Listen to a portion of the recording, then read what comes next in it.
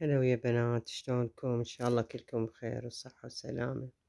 حبيت اليوم أسوي وياكم هذا الفيديو القصير، وحبيت تطلعون ويانا. فاليوم سوينا غدا ورحنا للجبل، تونسنا وتمنيتكم ويانا. وطبعا تاجينه باللحم، وحسب الكمية واحد اللي يريد يسويها. طبعا هاي كيلو إلا ربع لحم، ويا كيلو وشوية تمن. وشوفوا شلون يعني والله صار فشي تحفة تحفة صار، يعني تعجبوا عليه. طبعا احنا مو بس احنا ماشيين، مشينا يعني مجموعة. والله صارت كلش حلوة وقعدة حلوة وتونسنا كلش حلو. وطبعا هذا اللحم حمسناه حمسة يعني زينة، وسوينا أو حطينا عليه بصل، يعني كمية مع البصل تقريبا همينا أزيد من نص كيلو. شوفوا هو خلينا بصل حمسناه وياه كل الزين. وهسه شوف شلون حمسناه البصل، والله صار في الشي خبل. حمسنا البصل طبعا، وحمسنا وياه همينا طبعا مو هذا بين عليه 7 بهارات. 7 بهارات والله في الشي سوته 7 بهارات. وذبينا عليه ماجي شقد كمية يعني تحبون تخلون، مو مشكلة حسب الكمية اللي يريدها واحد. طبعا هاي ال7 بهارات كانت حارة والطعم مالتها يخبل.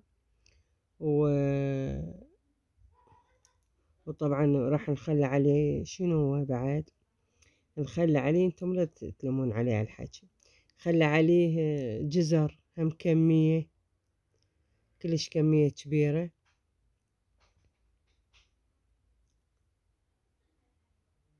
وهسه تشوفوا شلون يعني يصير. طبعا هذا ماجي كلش هواي خلينا عليه، فد 3 قطع 4 قطع بكيفكم، لان احنا هذا عندنا باودر.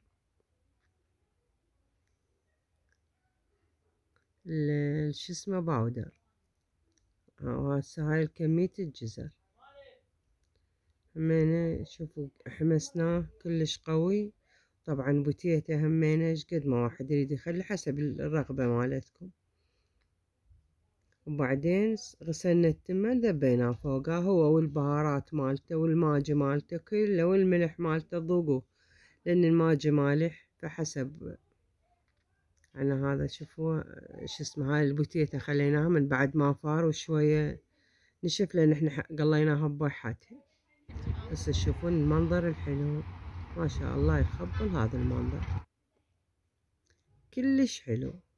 هاي طبعا صعدنا فوق الجبل وصبينا غدانا وتمنيتكم ويانا، وهم يعني خطارنا استمتع واحنا استمتعنا، والبنات يعني تونسن وخير وبركة. ومن بعد ما سوينا همينا حطينا كرزاتنا وشاي وهاي فشي حلو يعني كلش حلو. ومع ألف ألف سلامة، ولا تنسوني باللايك والاشتراك، وتابعوا الفيديو للأخير.